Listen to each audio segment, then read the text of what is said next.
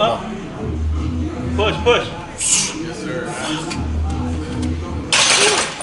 What's up, guys? I'm Charles Williams, aka TheSwolefessor, education on health and social well-being. You guys just saw me hit my top single with 485 pounds, and you also saw my last warm-up before that, which was 452 pounds, which moved fantastically, moved so easily. And for me, I was like, okay, 485 should definitely be right at the 8.5. I didn't want to go to 470 or 474 first. I'm like, that's just gonna like gas me a little bit, and it won't be quite the 8.5. But the 485 was obviously harder than what I wanted to be. My two big things is one, I was my stance was a little bit closer than what I wanted to. Even though I'm very much about being toes forward, I don't want to be too close because even though I feel really good going to the hole, I just don't feel like I have as much stability. But the only reason I was even able to grind through that rep is because I still made sure I had the big toe down, stayed tight, stayed tracked, had my knees tracking over the toes, was able to drive through it. And then the second reason that Brad has made very, very clear to me, we just got done discussing, is that I'm under a lot of fatigue right now. My strength and fitness is definitely being hidden by my fatigue, which makes sense. This is the most fatigue I've ever been under because this is the strongest I've ever been. Therefore, the total workload I'm doing is the most I've ever done, and it's just kind of like a new, uncharted territory for me. And I'm not used to feeling quite this fatigued, even 2 weeks out. Even though it's normal to feel some fatigue 2 weeks out, I'm not used to feeling quite this fatigued. But the good thing is Brad's really good at being dynamic and adjusting things as needed as we go. And honestly, I'm still very, very happy because, man, last week was a series of L's for your boy. Let me just show you guys what all happened last week.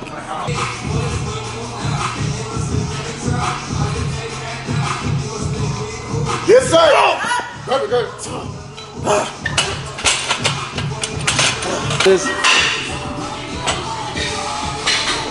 Yep. Lock it in. Come on. There you go. Now we're good.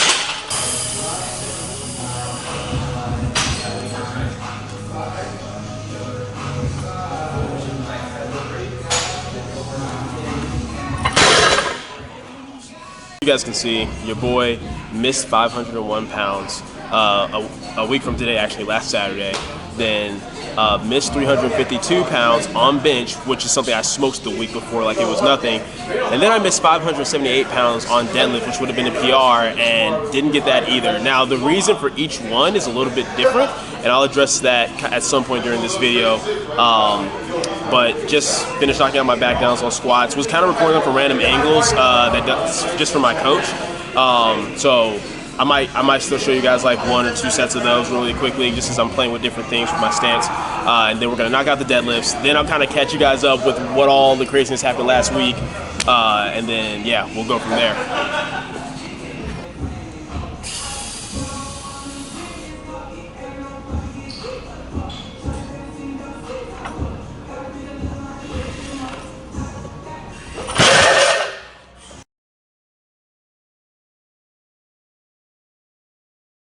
All right, what's up, guys? So it is clearly the next day. I meant to talk to you guys yesterday, but basically, just throughout my training session, I was constantly going back and forth with like 6 of my clients who were also training. So it was like, giving them feedback, getting them through their session. And then just throughout the rest of the day, because it's Saturday, and for a lot of my clients, that's like when they go in and do a lot of like their heavier work. So I was just interacting with clients throughout most of the day, and by the time I actually like was done with that, and like all my clients were pretty much through their sessions, it was just really, really late. I wanted to kind of just chill, relax with the wife, and get some rest. So to catch you guys up, like I said though, with what all happened last week. So there was a different reason for each thing, right? And the reason I'm going over this is because, one, just transparency, because you guys know I'm big on transparency with all of my content, and I feel like you guys can learn just as much from my my failures or like my setbacks as much as like when I'm doing well and being successful, so on and so forth, right?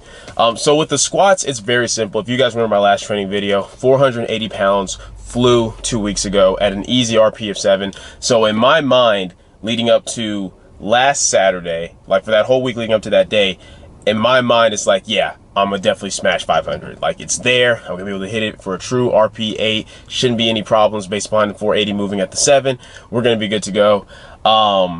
And as I was warming up that day, I just didn't feel quite as strong or as poppy as I did the day before. And as you guys know, I've explained time and time again, you got to go based upon what's there for the day and take what's there. And you guys know that I've never intentionally stepped out of the pocket before, except for the long pause bench from like, you know, the Houston trip at the beginning of this year. And that's because it was the end of the block. It was a long pause bench PR, and I knew I had it. That's the only thing. It's not to say there's never a time to not push more than maybe what's assigned on your programming, so long as you and your coach have a mutual understanding of what you're doing and why. There's even times where I tell my clients, hey, I want you to push it more today because things are looking good and we want to take advantage of that. But for me, that wasn't the case. It wasn't feeling as good, as strong as Poppy.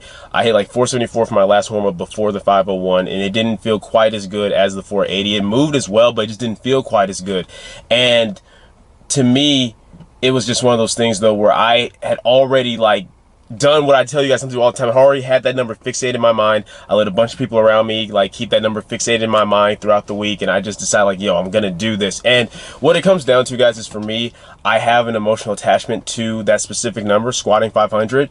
Not just because I failed it at nationals, but just because I had to accept the fact that for me, even though I tell you guys all the time that, like, you know, hey, competition is important. Don't have on blinders. It's cool to compete with those who are close to your strength, compete with those around you, and use it for the sole purpose of making yourself better. Self-betterment should always be the goal. Getting better, getting stronger, progressing yourself. As far as I'm concerned, that should be the main goal. But we use competition to help ourselves do that, right? And I guess for me, it's just the fact that I feel like, man, you know what? Like, my bench is solid. Really good for where I'm at. Deadlifts are coming along nicely and stuff like that, especially compared to those around me who've been pulling for about the same amount of time as me. But my squat is just not where I want it to be. A lot of people around me are already squatting 500 or more. And for me, I almost like placed some of my value as a lifter in that number, right? So I just stayed fixated on it, went for it, and as you guys saw, I didn't have it. Just the strength wasn't there. I felt very unstable in the hole, partially due to the same reason with the 485 yesterday, as far as like maybe my stance was a little bit too close. Fatigue's also just really, really high, and it just wasn't a smart move to make. And the thing was, like even though, you know, I failed 501 at nationals, I couldn't remember the last time that I failed a squat in training. And that wasn't a big deal, right? Like failing a lift, whether you push for more than what's there or just you miss a groove or whatever, it's not a huge deal. And you guys know that I'm very much used to, I'm used to having to, like, you know, sometimes grind through lifts or have setbacks. That's fine. Failing the lift isn't what bothered me. It was more so the fact that I was very upset after it. Like, I was so shook after missing the 501 that I literally, like, I unracked and re-racked my first back down like 3 times before doing it, because every time I was about to go down, I like start to go down and then just like stop. And I was just so shook because I was just that mentally frustrated and like upset about it. And that's just that's not like me. One, just pushing for something that I wasn't sure was there isn't like me at all. Like, you guys know I'm pretty objective with my lifting. And I try to take that same calm, logical approach that I do with my clients with my own training as well. But I think what bothered me about it was that, one, I was really upset about it, and I didn't quite fully know why until I sat back and thought about the fact that, wow, I'm very emotionally invested in this number. And then even then, I didn't regret going for it so much, or even missing it so much as I regretted why I went for it. Because like I said, it's just not like me to let what others are doing impact my decisions and my training so much. But it was a live and learn lesson for me. It was something that I needed to do, and realize that, hey, you know what? I wasn't there today. It wasn't the best move, but it helped me learn more about myself. And I'm able to now take that as more motivation and more fuel and more incentive to hit 500 on me day in 2 weeks. Then bench was just a total fluke, man. You guys, like I said, in the same training video where you saw me smash that 480, you saw me smash 352 pounds easily for a single. Basically what happened was Michael and I on that day, we weren't on the usual bench that we like to be on. That's why we actually had those bands on the bench to try to help us feel a little bit more secure on it, because it's just a very slippery bench. And for actually both of us on our top set, basically when we started coming down, because my last one was 330, it flew, it was really easy. So I'm thinking, okay, I'll hit 352 and then I'll probably still have a little bit more for my 8. But as I was coming down, because of the bench was so slippery, my left shoulder kind of like just slipped, and I ended up landing really low on my stomach. And I still tried to press it off, but I just couldn't quite get it, so Mike ended up having to take it off me. But what ended up happening was I basically tweaked in my upper left rear delt and like left scapular region. I just felt like this strain. Like, I don't know if I just tweaked it during then, or if it was like if I just strained it really badly. I wasn't sure, but I got through maybe like 3 of my 7 back down doubles, and then I had to call it. Tried to even get through some of my accessory work, couldn't do it. Anything involving protraction, retraction, elevation, depression, like it all, like just like I couldn't do anything. Even putting my jacket on to leave, I was feeling pain, which for me, that's one thing I'm very grateful for, is like, you know, even if I don't necessarily have like quote unquote the best leverages or insertions for traveling, like my recovery is always very much on point. I don't, even when we guys hear like, oh, everyone deals with pains, aches, blah, blah, blah, that's not me. I don't ever really deal with any type of pain, ache, or anything like that. Like some muscle soreness if I'm doing something I'm not used to, but that's it.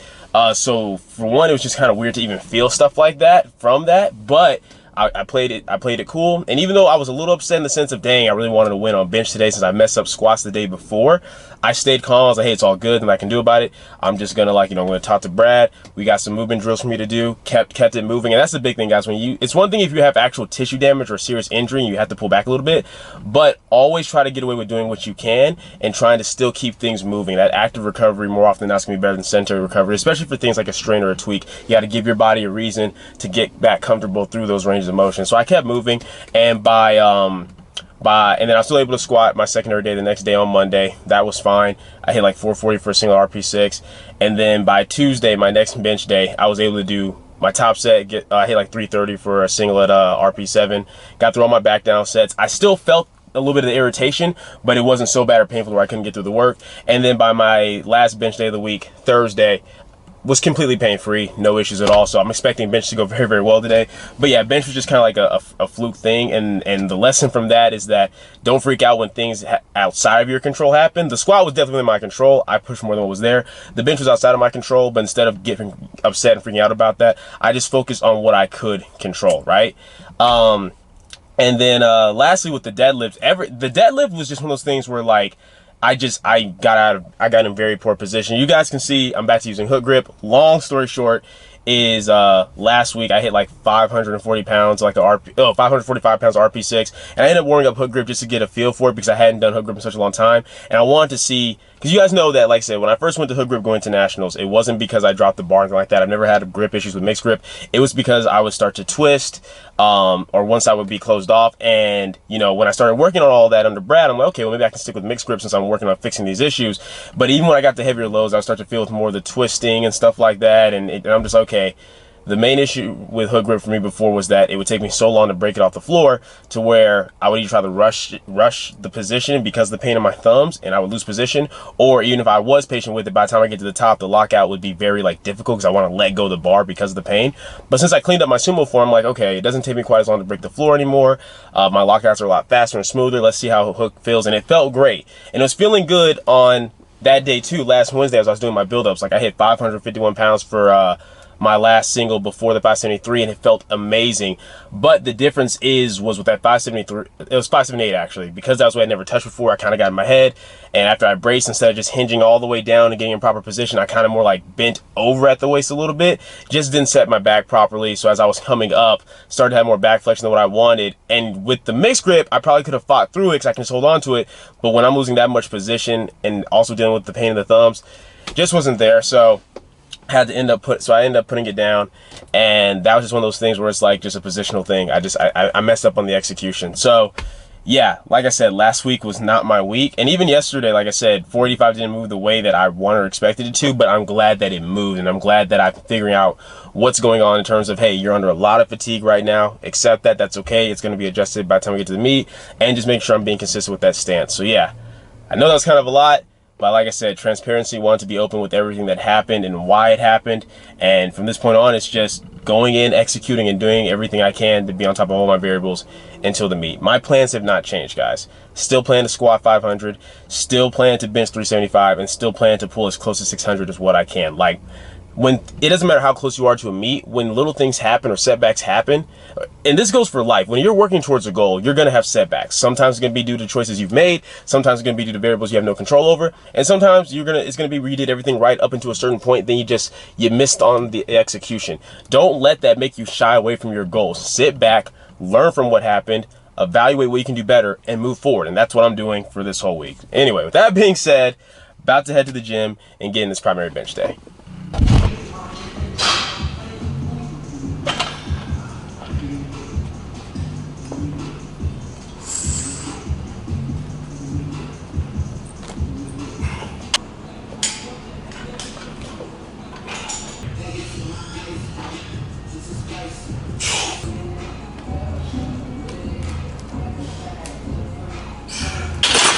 Alright guys, so bench warm-ups are feeling really good, no pain, no issues. Everything, that last warm-up was 341 pounds, and it felt great. It felt really easy off the chest. The one thing I'm going to make sure I do is have Michael lift me off for the next one, just because the knurling of my bar, because even though like I've had the bar for a few months now, because it's still like really good knurlings, I've been taking care of it. When I try to do my usual motion where like I push it against the back of the rack first, right? I push myself into position, and you guys saw my bench tutorial video, so you guys should know this, and then I depress the scapula and the bar comes forward. That's harder to do when the knurling's getting caught with heavier weight. So I'm gonna have Mike be there for a lift off, so that way I can just focus on still getting in that same position. Even if I can't bring the bar down all the way, I can just focus on pushing myself into that position, losing none of that position during the unrack, and then go from there. So I'm thinking we're gonna do 352, 358, and then kind of just go from there. That may very well be it for day and a half today. And if not, then we'll just keep it moving.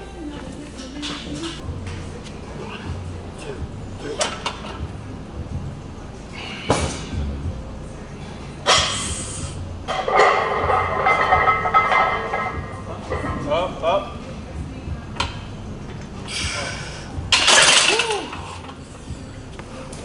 Alright guys, so you just saw me hit 358 pounds, and the good thing is, once again, no pain, felt really good in my hands. The problem is, even though there's no pain, I am being unnecessarily cautious, and I'm basically babying my eccentric. I'm basically tempering my eccentric. As you guys know, we found out during NAS prep, a faster eccentric makes a huge difference for me. It literally can make 330, which at this point with the faster eccentric can feel like an RP6, feel like an RP 8 or 9 for me, which just makes sense, right? Because like the slower I go, it's like the slower I'm loading that kinetic energy, so it's hard to be as explosive. Whereas if I can keep tension, position, get to the chest faster, load it faster, that can be more explosive off the chest. So I was unnecessarily cautious with that and had a way too slow of an eccentric, and then I rushed the pause. So I needed to like do the opposite, have the faster eccentric, well-tensioned pause, and then trust myself driving off. But the good news is like hitting 358 pain-free puts me in a really good spot. And I also have to understand that once again, just like like I mentioned with squats, I'm just under a lot of fatigue in general right now, and even though it takes a lot of fatigue for me to be feeling anything on my bench, I'm definitely at that point right now. So as long as I keep making the adjustments with Brad as needed for these next 2 weeks, we should be good. We're gonna knock out these back down sets. It's a little bit different instead of being based off a percentage of my max today. It's just based off a percentage drop of my top set. So we'll see what that is and get through that, and then that'll pretty much be it for this video.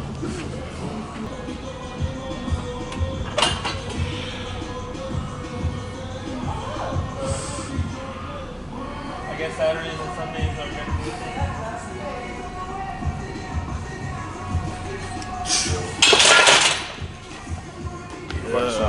Alright guys, so that is pretty much it for this video. I'm gonna get through my accessories and then be done. Like I say, even though today didn't move quite as well as what I wanted, I'm still in a very good spot in terms of knowing that I can move that under the circumstances of fatigue and stuff like that. And then hitting 319 for 7 back down sets of 2 is a huge like back down volume PR. That's the heaviest I've ever touched for back down set. So to think that a few months ago what would be like a top single is now I can do for back down doubles is huge. So yeah, I'm excited guys. Like I said, it's been a rough last week, and this week is starting off better. We'll see how the rest of it goes, but I'm just happy to know that my mind's where it needs to be to still achieve my goals that I have for my meet 2 weeks out. But yeah, that's it for the video. Hope you guys enjoyed it. If you did, go leave a comment down below, let me know what you did. If not, leave a comment down below, let me know what can be better. Like the video, share, subscribe, keep it simple, specific, scientific. Catch you guys later.